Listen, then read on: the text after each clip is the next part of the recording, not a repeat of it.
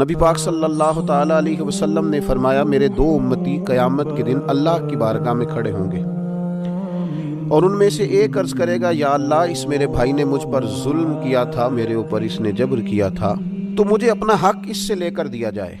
تو حضور علیہ الصلوۃ والسلام فرماتے ہیں اللہ تعالیٰ اس شخص سے فرمائے گا کہ اپنے بھائی کو اس کا حق دو۔ عرض کرے گا مالک میرے پاس تو اب کوئی نیکی بچی نہیں، کہاں سے حق دوں؟ تو اب وہ جو مدعی ہے، جو دعویٰ کر رہا ہے کہ میرا حق اس سے لے کے دیا جائے، وہ عرض کرے گا مالک پھر میرے گناہ ہی اس پر ڈال دیے جائیں۔ حضور مسکرا رہے ہیں، جناب انس بن مالک فرماتے ہیں، لیکن اس بات پر آ کر حضور کی آنکھوں میں آنسو آ گئے۔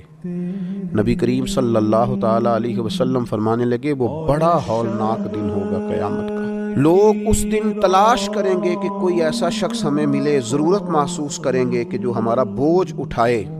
اب وہ شخص عرض کرتا ہے مالک میرے پاس تو کوئی نیکی نہیں ہے اور یہ کہہ رہا ہے میرے گناہ ہی اس پر ڈال دیے جائیں۔ تو نبی پاک علیہ الصلوۃ والسلام فرماتے ہیں اللہ تعالیٰ اس مدعی سے فرمائے گا ذرا سر تو اٹھا، جنت کی طرف تو دیکھ۔ تو وہ جنت کی طرف سر اٹھا کر دیکھے گا اور دیکھ کر عرض کرے گا